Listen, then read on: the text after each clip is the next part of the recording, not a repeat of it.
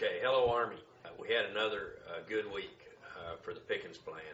On Wednesday, I met with Kansas Governor Mark Parkinson and Lieutenant Governor Troy Finley.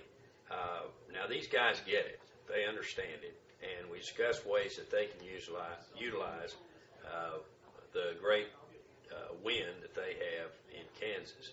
Kansas will be one of the key wind states, and of course, as you know, wind energy was one of the central tenets of the Pickens Plan. So this was a very healthy meeting.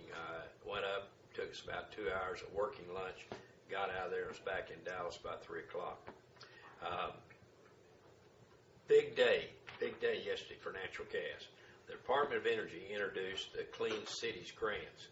It was $300 million piece of the stimulus package, and it was reserved for the development of cleaner alternative transport systems for cities across the country. Now this is a big move by Secretary Chu, Energy Secretary, and roughly 24 grants were doled out to build 542 refueling locations across the country and put more than 9,000 alternative fuel vehicles on the road. A majority of those stations are slated for natural gas and propane. So that's good. Those are American fuels, and that's getting us off of foreign oil. People always ask me what they can do to help with our effort. First, sign up with me on the PickensPlan.com. That's the way I always respond to them. And second, write a letter to the editor in your local newspaper encouraging your members of Congress to support Senate Bill 1408 and House Bill 1835 when the Congress comes back into session, which will be in about 2 weeks. But let them know it is time we pass sensible legislation for energy independence. So it's those were big. The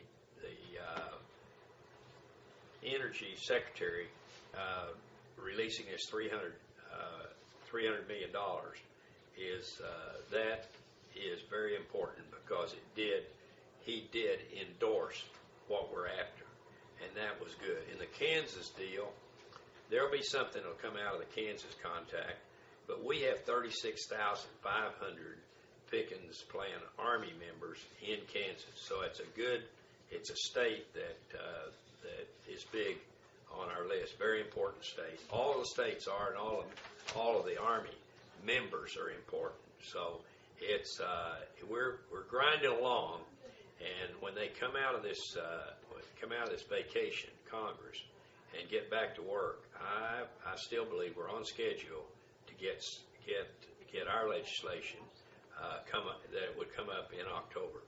So I'm not changing anything at this point as far as time is concerned. We're going to get legislation this year that's going to be monumental, and you and me and the rest of us in the Army have been a big part of getting that accomplished. Okay, I'll be back in touch with you next week.